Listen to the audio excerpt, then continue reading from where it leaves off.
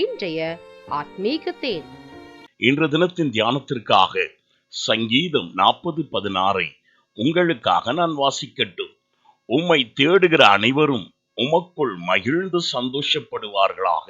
உம்முடைய இரட்சிப்பை விரும்புகிறவர்கள் கர்த்தருக்கு மகிமை உண்டாவதாக என்று எப்பொழுதும் சொல்வார்களாக.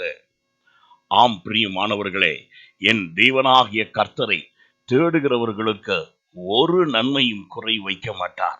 கர்த்தரை தேடுகிற நாளெல்லாம் யோசபாத்தின் காரியத்தை வாய்க்க பண்ணினதான தேவன் இன்றும் நீ அவரை தேடும் பொழுது உன் காரியங்களை வாய்க்க பண்ணி உனக்கு விரோதமாய் எழும்புகின்ற எல்லா இடுக்கண்களையும் எல்லா விதமான தடைகளையும் மாற்றி போட்டு தம்முடைய மகிமை நிறைந்த நாமத்தின் நிமித்தம் உன்னை எல்லா தீங்குகளில் இருந்தும் விலக்கி ரட்சித்து வழிநடத்த வல்லவராயிருக்கிறார்.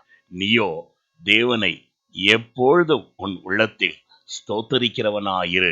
காரணம், அவைகள் உன்னை தீமையிலிருந்து ரட்சிக்கும், உனக்கு விரோதமாய் வருகிற நஷ்டத்தையும் லாபமாக ஆசீர்வாதமாக மாற்ற ஸ்தோத்திர பலிகள் வல்லமை நிறைந்ததாயிருக்கிறது.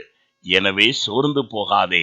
நாள் முழுவதும் தேவனை ஸ்தோத்தரித்து அவருடைய மகிமையின் அதிசய செயலை கண்டு அவருக்குள் களி கூறுகிறவனாயிரு.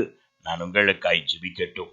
எங்களை அதிகமாய் நேசிக்கும் அன்புள்ள பிதாவே, தாவீது உம்முடைய சமூகத்தை தேடினபடியால் உம்முடைய வல்லமையும் மகிமையும் கண்டு கொண்டது போல இன்றும் ஆண்டவரே காலை எழுந்து ஜெபித்து உம்முடைய முகத்தை தேடுகிற ஒவ்வொருடைய வாழ்க்கையையும் பிரகாசிக்க பண்ணுவீராக.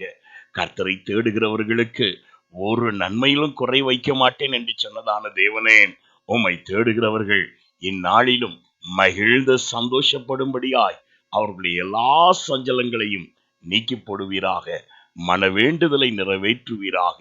இயேசுவின் நாமத்தில் பிதாவே, ஆமென். God bless you.